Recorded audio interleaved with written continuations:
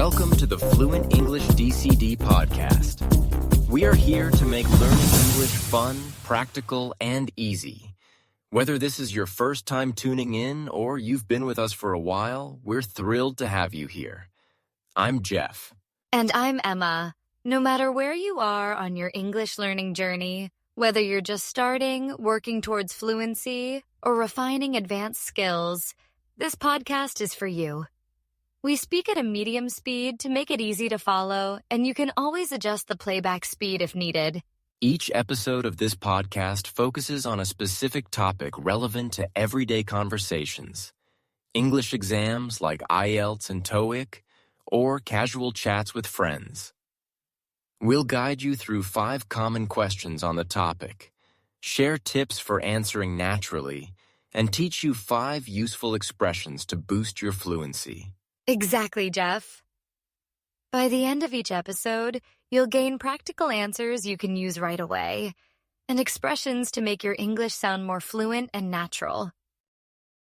But before we jump into today's episode, let's introduce the DCD approach. Daily, consistency, and discipline.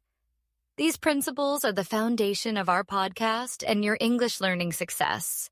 The DCD approach is all about taking small, consistent steps every day to achieve big results.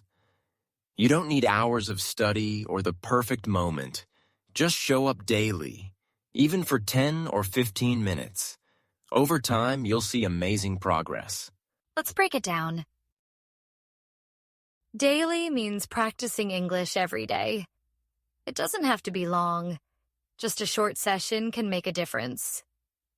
For example, you can watch a short video, listen to a song, or read a paragraph from a book. Consistency is the key to making daily practice effective. If you practice regularly, even for a few minutes, you'll notice big improvements over time. Think of it like watering a plant. If you water it every day, it will grow. The same happens with your English skills. And discipline means sticking with your practice, even on days when you don't feel like it. We all have busy days, but discipline helps you stay on track and reach your goals. With this foundation, we're ready to dive into today's episode and explore how the DCD approach can transform your English practice. Feel free to pause the episode anytime to jot down notes or reflect on how you can apply these tips to your routine. If you found this episode helpful, don't forget to like, share, and subscribe to our channel so you don't miss upcoming episodes filled with tips and lessons to take your English to the next level. Take 5 seconds to hit that subscribe button right now. Thank you so much for your support. Let's get started on today's episode and start improving your English together. Hi, everyone. Welcome to the Fluent English DCD podcast. I'm Jeff, and today's topic is food. Food is not just delicious. It's also a great way to immerse yourself in English in a fun and interactive way. Let's jump right in. Question 1. What's your favorite food? This is a great icebreaker in conversations. Jeff, what's your favorite food? My favorite food is pizza. I love how it can be customized with so many different toppings. Whether it's a classic margarita or something adventurous like BBQ chicken, pizza always makes me happy. The combination of a crispy crust, gooey cheese, and delicious toppings is unbeatable. I also have great memories of sharing pizza with friends during movie nights. What about you, Emma? I'm a big fan of sushi. It's light, flavorful, and so beautifully presented. I love trying different types, like salmon sashimi or spicy tuna rolls. Plus, it's a great way to explore Japanese cuisine. I remember the first time I had sushi in Tokyo. It was such an incredible experience to enjoy it freshly made by an expert chef. To answer this question, start by naming your favorite food. Then, explain why you like it. You can also add details, like a specific type or a memory associated with it. For example, I love pasta because it's comforting and reminds me of family dinners. Adding personal experiences makes your answer more engaging and relatable. That's a great tip. And don't forget, you can keep your answer short and simple if you're just starting to learn English. For instance, you could say, "My favorite food is ice cream because it's sweet and delicious." As you get more confident, you can add more details, like your favorite flavor or a memory connected to it. If someone shares their favorite food with you, ask a follow-up question to show interest and keep the conversation going. For example, "What toppings do you like on your pizza?" Or, "Do you prefer homemade sushi or eating at a restaurant?" It's a great way to practice your English and make a connection. Speaking of favorite foods, I've recently discovered Indian cuisine. I tried butter chicken and naan bread for the first time, and I loved how rich and flavorful it was. The spices were perfectly balanced, and the creamy texture of the curry was unforgettable. I had a similar experience. I once tried biryani, a fragrant rice dish with spices, meat, and vegetables. The layers of flavor were incredible, and I couldn't get enough of it. It's amazing how food can introduce you to a whole new culture.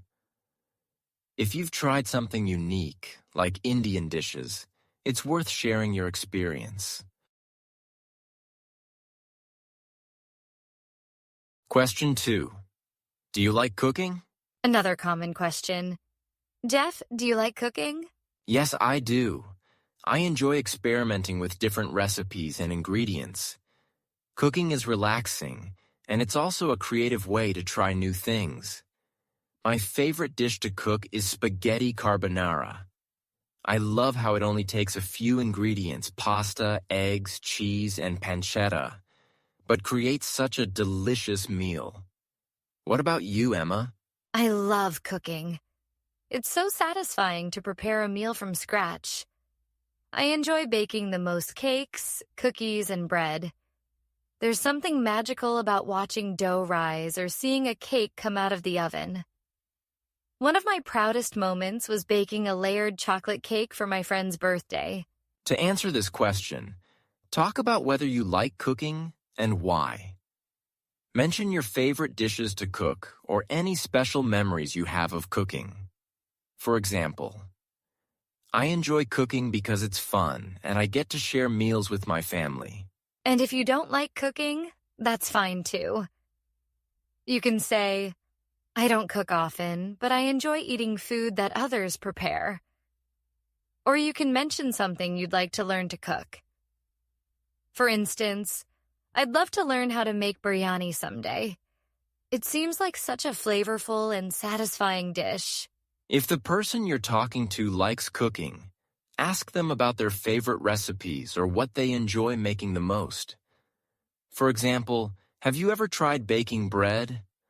Or, what's the most challenging dish you've cooked? It's a great way to learn and connect. Speaking of cooking, I once tried making Indian dal at home. It's a lentil curry that's simple but so comforting. Adding fresh ginger, garlic, and spices like cumin and turmeric made my kitchen smell amazing. It's a dish I want to perfect over time. That sounds delicious, Emma. I've made samosas before. It was a bit tricky to get the pastry just right, but the filling of potatoes, peas, and spices turned out great. Cooking dishes from other cuisines can be such a rewarding experience. Question 3. What food is popular in your country? This is a great way to share cultural insights. Jeff, what food is popular in your country? In the U.S., burgers are incredibly popular. Whether it's from a fast food restaurant or homemade on a grill, burgers are a classic American meal. They're often served with fries and a drink. How about in the UK, Emma? In the UK, fish and chips is a classic dish. It's simple but so delicious. Freshly fried fish with crispy chips, usually with a bit of salt and vinegar, is something you can find almost everywhere. It's the go-to meal for a casual dinner by the seaside. To answer this question, Name a popular food in your country and explain why it's loved. You can also share cultural traditions or special occasions when the food is eaten. For example, in Italy, pasta is very popular. It's a big part of family meals and celebrations. And if you've traveled, you can mention a dish you discovered. For example, I loved eating chaat in India. It's a savory snack with crispy fried dough, potatoes, spices, and tamarind chutney. It's such a burst of flavors. That reminds me of trying masala dosa in India. It's a thin, crispy pancake filled with spiced potatoes and served with chutneys and sambar. It's one of the best breakfasts I've ever had. Sharing these stories makes conversations more personal and fun. Question 4. Have you ever tried a new or unusual food? This is a fun question. Jeff, have you ever tried a new or unusual food? Yes. I once tried durian, a fruit known for its strong smell. At first, I wasn't sure about it because the smell was very intense. But once I took a bite, I was surprised by how sweet and creamy it tasted. It was completely different from anything I've ever had before. I tried it during a trip to Singapore, where it's very popular. It's an experience I'll never forget because the locals were so enthusiastic about introducing me to it. How about you, Emma? I tried escargot, snails, when I visited France. I have to admit, I was really nervous at first because I'd never eaten anything like that before. But they were cooked with garlic, butter, and herbs, which made them so flavorful. The texture was softer than I expected, and the taste was delicious. It felt like I was experiencing a true part of French culture, which made it even more special. Trying something new can be such an adventure. To answer this question, describe the food you tried and how you felt about it. Was it something you enjoyed, or was it an experience you'd rather not repeat? For example, I tried octopus for the first time, and I really liked it. The texture was different, but the flavor was amazing. Adding details about where you were and who you were with makes your story more engaging. And even if you haven't tried anything unusual, you can mention something you'd like to try in the future. For example, I've never tried Korean kimchi, but I'd love to taste it someday. Sharing your curiosity about new foods shows openness and makes the conversation interesting. Speaking of foods I want to try, I've always been curious about trying authentic Ethiopian cuisine. I've heard that the injera, a type of flatbread, and the flavorful stews are incredible.